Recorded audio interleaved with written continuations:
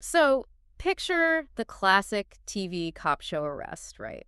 Handcuffs click, and the detective immediately reads the Miranda rights. Right. You have the right to remain silent, all of that. Exactly. We, totally accept this as a necessary buffer against state power. hmm The individual has to be formally reminded of their protections before any interrogation even begins. Yeah, it's an essential safeguard. But what if you had a Miranda right for your wallet? Oh, a Miranda right for your wallet. I like that framing. Like a legally binding script that dictates the rules of engagement, but not for the police, for the debt collector calling you on a Tuesday afternoon. Yeah, it alters the entire power dynamic of a financial confrontation. Totally. And that is the exact mission of our deep dive today. We're pulling from a really highly detailed piece titled Consumer Safeguards, Understanding Mini-Miranda Rights. It's a great source. And we want to arm you, the listener, with the exact knowledge you need to protect yourself from abusive debt collection practices. Because owning debt does not mean forfeiting your rights.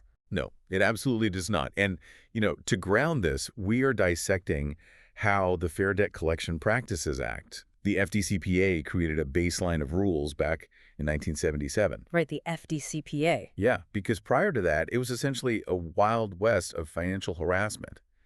And it's so easy to assume that if you owe money, you just forfeit your leverage. I mean, that is the prevailing mindset, right? That a delinquent account just strips you of your legal standing. Exactly. That you just have to endure whatever tactics a collection agency decides to use. But our source material makes this incredibly compelling case that consumer protections actually kick into high gear the moment an account goes to collections. They really do.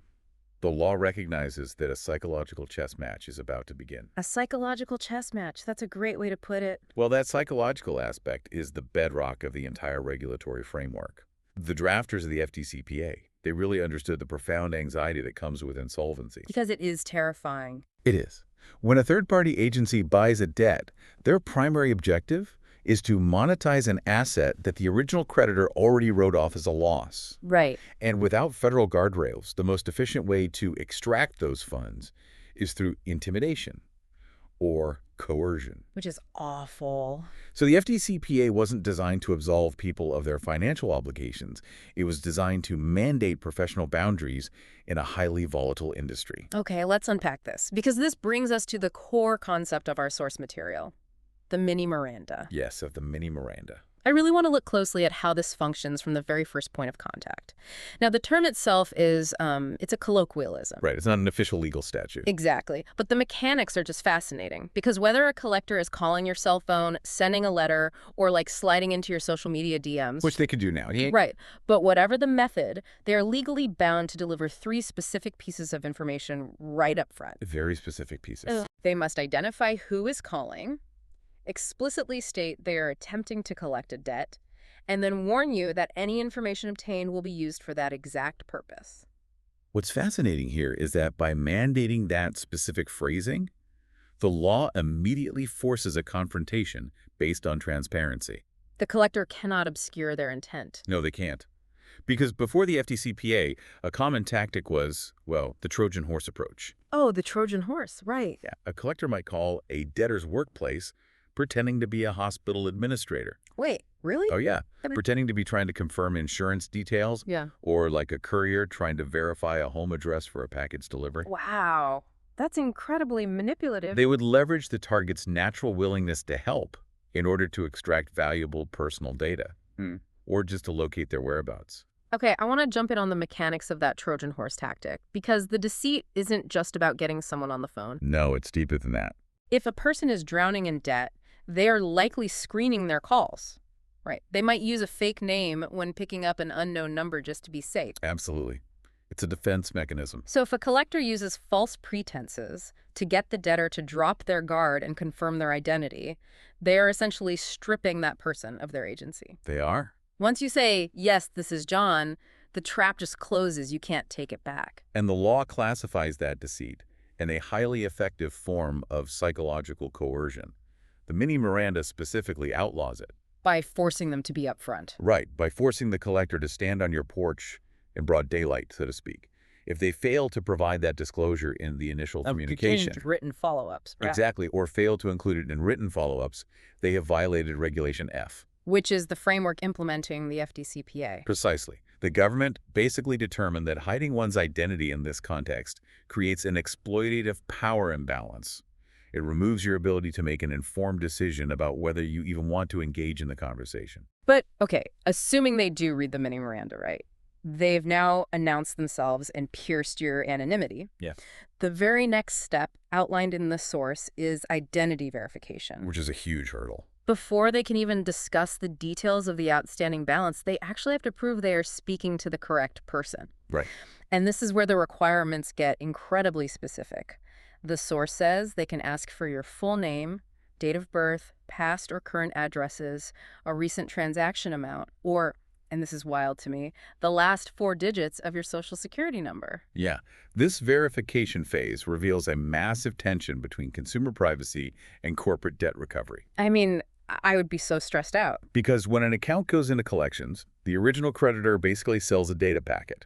The collection agency now possesses this fragmented profile of your financial life. Just pieces of your data. Right.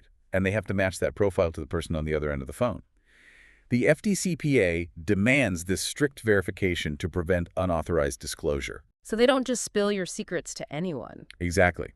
If a collector skips this step and starts discussing a defaulted $10,000 credit card with, like, a roommate or a sibling who just happens to share your first name, oh no, that would be a disaster. they have publicly broadcast your financial distress. Okay, but wait.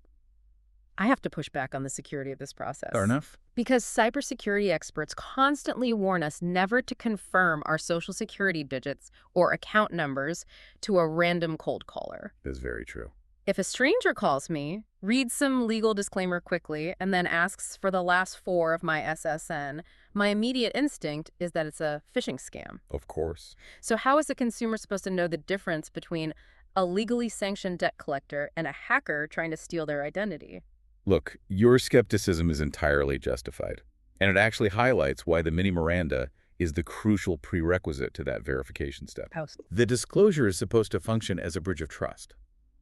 Because the collector has identified themselves under the strict regulations of the FDCPA, they are establishing a legally accountable context. Okay, so it's on the record. Right. You aren't just giving your data to a random caller. You are providing it to an entity that has just assumed legal liability by formally identifying themselves as a debt collector. I mean, that relies heavily on the consumer trusting that the legal system will actually punish bad actors. It does require a leap of faith in the system, yes. But let's look at the actual boundaries of these interactions once that trust is established. Once identity is verified, the collector has access to you. They do. So what stops them from using that access to harass someone at, like, 3 in the morning? Well, time and frequency rules are strictly regulated, and they've actually been updated recently to reflect modern technology. Thank goodness. The source notes that collectors cannot contact debtors at inconvenient times, which is generally defined as significantly outside of normal local business hours. So what is that specifically? Typically before 8 a.m. or after 9 p.m., unless, of course, you specifically authorize it. Okay, so no midnight calls. Exactly. Furthermore, the Bureau of Consumer Financial Protection, the CFPB modernized Regulation F in late 2021 to address the digital age. Because the 1977 law obviously didn't account for text messages and emails, right? Precisely. The updates clarified that a collector cannot bombard you with endless phone calls just to skirt the harassment rules. And they place specific parameters on electronic communications. So they can't just text you 50 times a day. No, it limits how many times a collector can call of specific debt within a 7-day period. That's a relief. The regulatory body recognized that an incessantly buzzing smartphone in your pocket is just as psychologically damaging as a ringing landline was 40 years ago. So we have established the rules of engagement. They have to declare their intentions, verify identity without unauthorized disclosure, and stick to reasonable hours. Correct. But here's where it gets really interesting. The most actionable part of our source material deals with leverage. Yes, the leverage. What happens when a consumer simply cannot handle the psychological toll of the calls anymore? Even if the collector is completely following the rules. Well, the FDCPA gives consumers a direct mechanism to halt the communication entirely. Just make it stop. Yes. You have the right to file a written request demanding the collection agency cease contacting your home or your place of business. And they just have to listen. Once they receive that formal cease and desist letter, Their legal right to continue calling those numbers is immediately revoked. And this is but here is where the legal architecture gets incredibly It complex. does. Our source material points out a major loophole to that written request. If you send the letter and successfully block the calls to your home and work, They find another way. the collector is legally permitted to start calling your relatives, your neighbors, or your business associates. It is a profound pressure release valve built into the law. It's terrifying, honestly. The FDCPA attempts to balance your right to peace in your home with the creditor's right to try and locate you to recover their funds. By calling the neighbors. Right. By cutting off their direct line, you inadvertently authorize them to reach out to your social network under the guise of acquiring location information. I mean, imagine the social anxiety of that scenario. Your neighbor walking out to get the mail and casually mentioning that a debt collection agency was just asking about your whereabouts. It's a nightmare for most people. Even if the collector is legally forbidden from disclosing the details of the debt to the neighbor, just the mere fact that they're calling implies financial trouble. Oh, the implication is loud and clear. It essentially leverages social peer pressure as a collection tactic. It changes the entire calculus of whether or not you should even send that cease and desist letter in the first place. It absolutely does. Lawmakers intentionally left this avenue open. They knew what they were doing. They understood that social reputation is a powerful motivator. The collector isn't allowed to harass the neighbor, but the implication of the call often forces the debtor to re-engage with the agency just to stop the neighborhood gossip. It is a brilliant, if uncomfortable, example of how the law navigates human behavior. So what if a consumer decides to bypass that social risk entirely and just hires a lawyer? That changes the game. If I tell the collector that I have retained legal representation and all communication must go through my counsel, they have to stop calling me and my neighbors, correct? That is correct. Once you formally notify them of legal representation, you effectively build a firewall. Okay, good. All direct communication with you must cease immediately.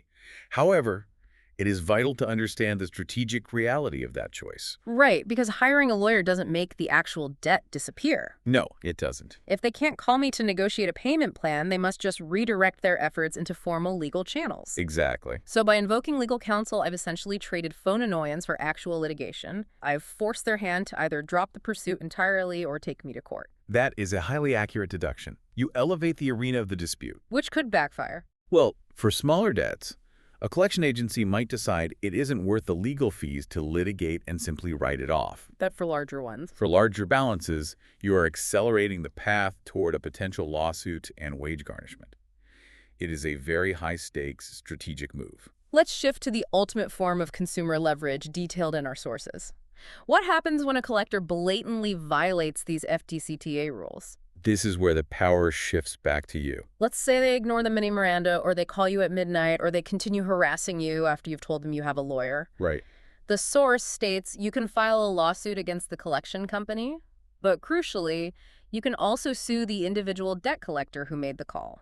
That specific provision, the ability to hold the individual agent personally liable, is the regulatory mechanism that gives the FDCPA its teeth. It's not just the corporation anymore. No. You aren't just suing a faceless corporate entity. You can name the actual person on the other end of the line. How does that actually play out in reality, though? I mean, how does a consumer prove that an individual agent broke the rules during a random 5-minute phone call? It requires meticulous documentation on the consumer's part. So, taking notes. Yes. When the Mini-Miranda is read, the agent must identify themselves. The consumer logs the date, the exact time, the agent's name, and the exact nature of the violation. And the agencies record the calls, too, right? Exactly. Because modern collection agencies record their calls for quality assurance, those recordings become discoverable evidence in a lawsuit. Oh, wow. When a consumer files suit against both the company and the individual agent, it completely pierces the corporate veil. That has to create a massive internal conflict for the collection agency. Huge. If their agents are getting hit with personal lawsuits for using aggressive tactics, the agency's liability insurance premiums will just skyrocket. Which hits their bottom line. It forces the corporation to strictly train and monitor their own staff, effectively making the company police itself to avoid financial ruin. Which was exactly the intent of the legislation. The threat of personal liability changes corporate behavior far more effectively than a generic government fine. That makes total sense. However, The source is very clear that there is a strict one-year statute of limitations on these FDCPA violations. Meaning you can't just sit on a documented violation for 3 years and then decide to use it as leverage when they finally sue you for the debt? No, you have to act swiftly. The clock starts ticking the moment the violation occurs. Who don't wait around. Right. And in addition to private lawsuits, the source emphasizes the importance of filing formal complaints with the CFPB. The Consumer Financial Protection Bureau. Yes. The CFPB aggregates these complaints to identify systemic abusers in the industry, and they can levy massive federal fines or even shut down rogue agencies entirely. While lawsuits and federal complaints are incredibly powerful, they are also, very combative. They are very stressful. And our source material does offer a more pragmatic alternative for people who are simply overwhelmed and just want a way out without going to court. Right, the debt relief options. Yeah, they detail the option of utilizing debt relief companies. Debt relief operates on a completely different psychological wavelength.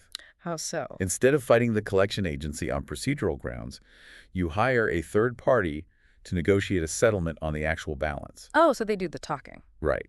Their goal is to convince the collector that accepting a lump sum of, say, 50 cents on the dollar today is better than spending years trying to extract the full amount from someone who is clearly insolvent. Which takes the direct confrontation out of your hands entirely. Exactly. And beyond just settling the debt, the article discusses the aftermath. Hiring a credit counseling agency is presented as a vital step for repairing the damage that the collections process inherently inflicts on a credit score. It's crucial. It's about rebuilding that financial foundation once the acute crisis has actually passed. Because those services acknowledge that the collections ecosystem is incredibly complex. It really is. For many consumers, navigating FDCPA regulations, statutes of limitations, and settlement negotiations is simply too much to handle, while also struggling to just pay daily living expenses. Yeah. People are just trying to survive. These agencies act as a buffer. They translate the intimidating language of debt recovery into actionable recovery plans. So what does this all mean? If we pull all these threads together, the overarching narrative of our source material is really one of empowered boundaries. I completely agree. The Mini-Miranda is not some impenetrable magic shield that makes your debt vanish. Sadly, no. It is more like the rules of engagement in a boxing match.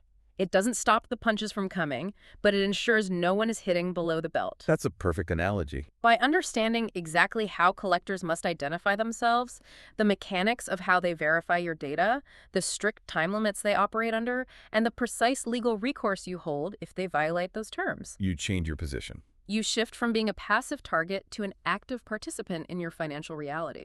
That framing captures the essence of the FDCPA perfectly. It levels the playing field. It really does. But before we conclude, I want to return to that loophole we explored earlier. The neighbor loophole. Right. The provision allowing collectors to contact debtors, neighbors, and relatives if direct communication is blocked. Yeah, that stuck with me. If we connect this to the bigger picture, the stated goal of the FDCPA was to eliminate harassment and abuse in debt collection. Right. Yet, by legally codifying a collector's right to reach out to your social circle, does the law subtly endorse social peer pressure and public embarrassment as legitimate tools of financial recovery? Man, it is a deeply complex tension. The legislation protects your phone line, but leaves your reputation exposed as a mechanism for corporate leverage. Exactly. It forces you to realize that consumer privacy and debt recovery are locked in this perpetual legislated conflict. They are constantly at odds. And that is a dynamic totally worth analyzing the next time you hear a legally mandated script. Whether it's on a gritty television crime drama or coming through your own cell phone on a random Tuesday afternoon. Absolutely. Because knowing the mechanics of those rights is the only way to ensure they actually protect you.